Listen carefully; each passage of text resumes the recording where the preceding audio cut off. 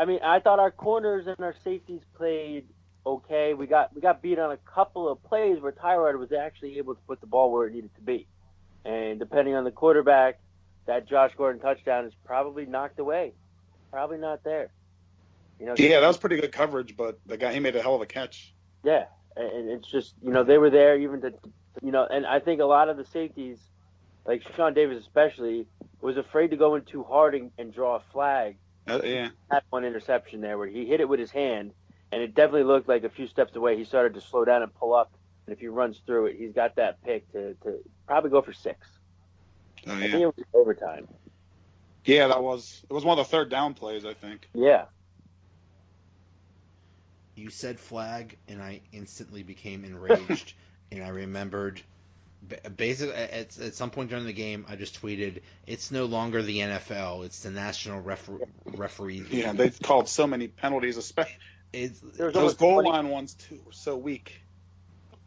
Is that kept anywhere? The amount of flags thrown and accepted, or because everybody knew the amount penalties combined, it was definitely kept track of. I mean, it was almost. The last I remember seeing was 19 penalties combined for well over 170 yards total of penalty yards between the two teams. Wow.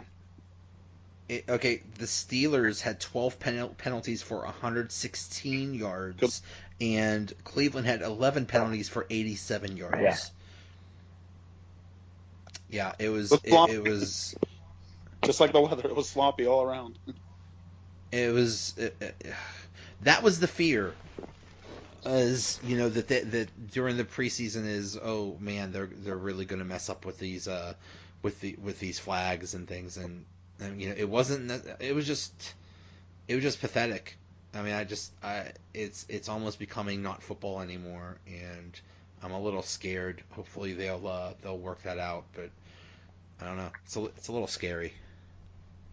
Did anyone notice what happened on that? I think they even discussed it, and there was a pass interference on Burns, and then all of a sudden and I'm like, where was the pass interference? I don't know if anyone else noticed. They didn't show replay. They didn't even address it in the thing. It was just like all of a sudden, first down. What the hell happened?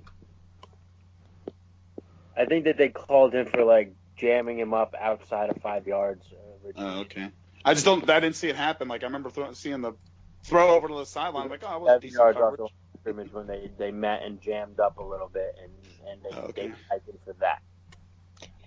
Some of the passing defenses that the Steelers had, like Joe Hayden had one that was awesome. It seemed like last year that might have been a flag. Like, so I don't know if it's getting better from the passing. Like the timing of when you get to the ball. Yeah, exactly. There was one that. Yeah, like he grabbed his hand, but it was close, and they just didn't. They let it go.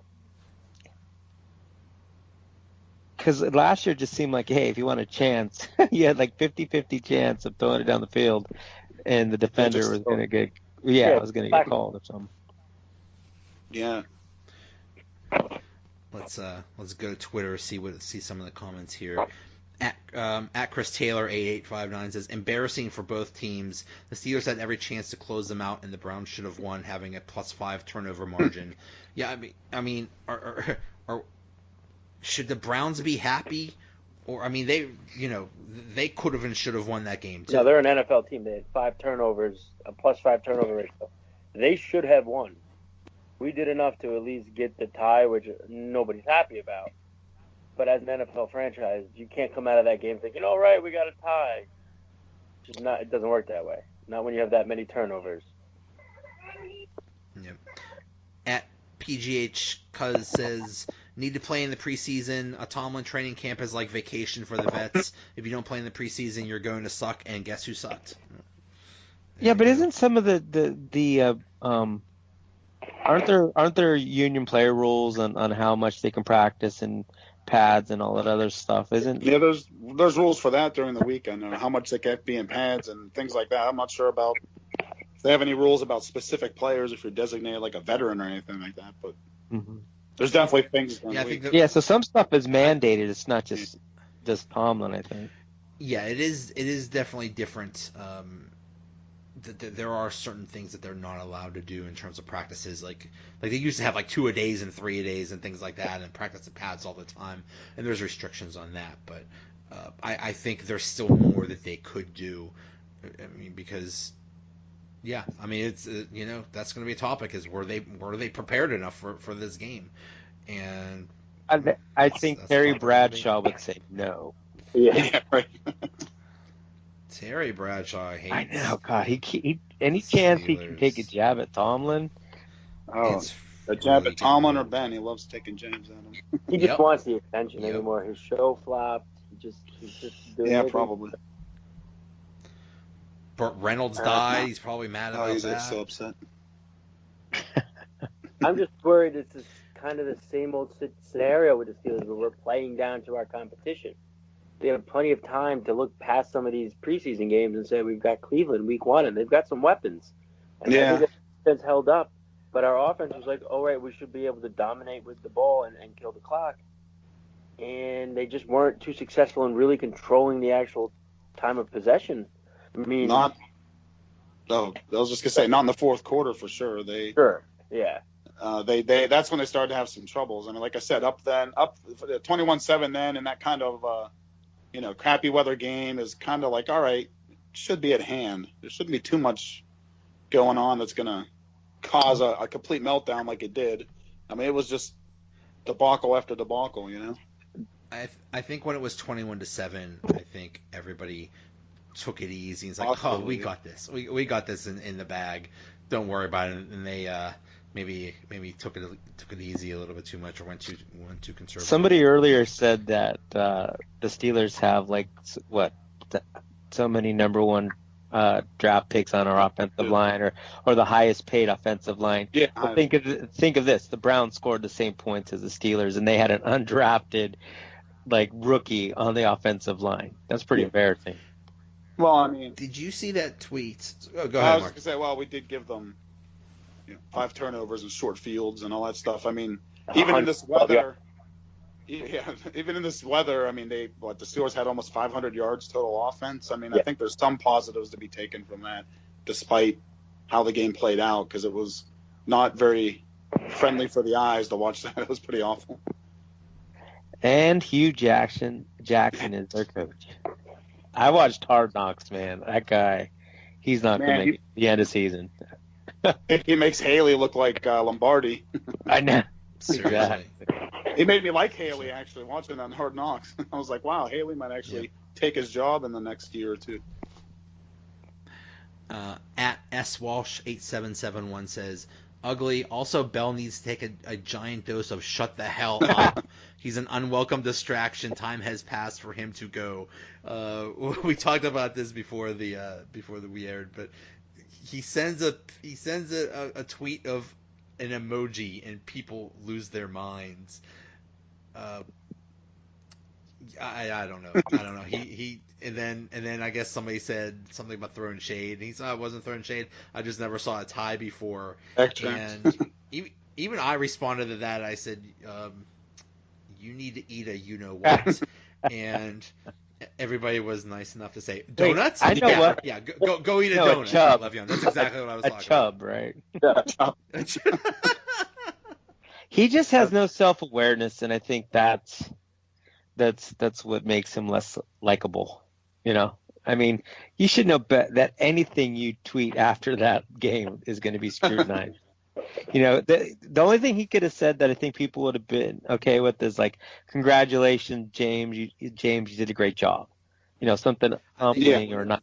Tough game, guys. I wish I could have been out there. Something other than just and talking about the tie. Give me a break.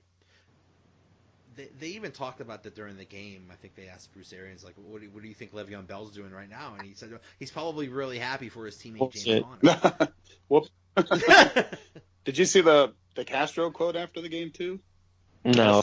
They asked him about Bell and stuff, and he kind of went off again, saying listen, I'm sick of talking about Bell. He's not here. When he's here, we'll deal with that. But we got to win with the guys in the locker room, that kind of thing.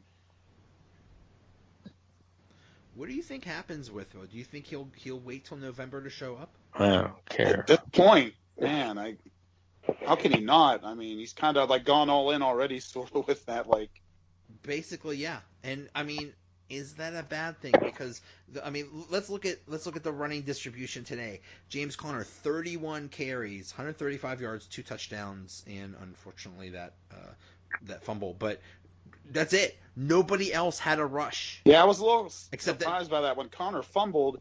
Even I just looked, I watched the games with like my family and my brother, and I was like, why aren't they letting Ridley or someone run here and give him a break? And they fumbled. I was like, oh, that's not what I was hitting at. But I mean, I'd like to see maybe like take like 5 or a few carries off of that load. I've even last year and previous years they would let the other back like run like a little bit, like during a series or something like that. So that was kind of surprising. Maybe they'll quote unquote run the wheels off James Conner for the first 10 games and then I hate that phrase. I hate that phrase. Maybe James Conner's agent is going to get involved. Yeah, I'll give him some the whole thing with happy advice. Following Le'Veon Bell on Instagram. Yeah. I'm wondering if there's some back channel deal where he's going to show up, say, right before the bye, sign his tag, get traded that week of the bye, and have an extension in place and just be gone. And I mean, give us Darren Lee and a first-round pick from the Jets to help shore up our defense. There you go. There you go. I wonder. At first I said they'll never do that. They'll never trade him. People saying, "Oh, rescind the tag" or whatever. But I mean, and anything. And at this point, anything is possible. I really don't know what's going to happen. I could easily see. And here's another thing. I mean, we're 1 week into this drama. We got 10 more weeks of this. In theory, I mean, it could be. Bell is going to come out with an interview or a rap song. I mean, he puts out an emoji and people go nuts. He's waiting to say something idiotic, and then is just going to be another eruption of everybody, and people are going to go nuts. Has anybody done the math? Like, if he stayed out the full 8 games, what's it, like $6.8 million? Like, what does his contract have to be to recoup, like, if he stays out that many games for the Steelers?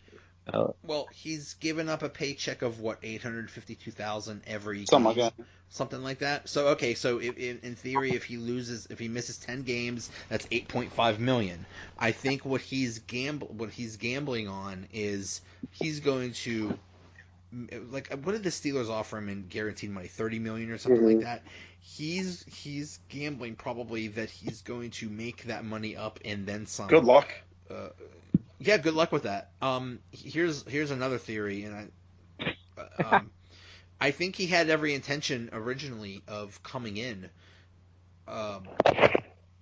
at week 1, just like he did last year. Then the Todd Gurley contract happened. Yeah. Then the Khalil Mack contract happened, and he saw how much crazy money, guaranteed money these guys were getting. It's like, whoa, wait a minute. Yeah. If I better nothing happen to me, and I could be making a lot more money than I thought I was going to, and guaranteed. Yeah. So, Like screw this showing up crap. Aaron Rodgers got his.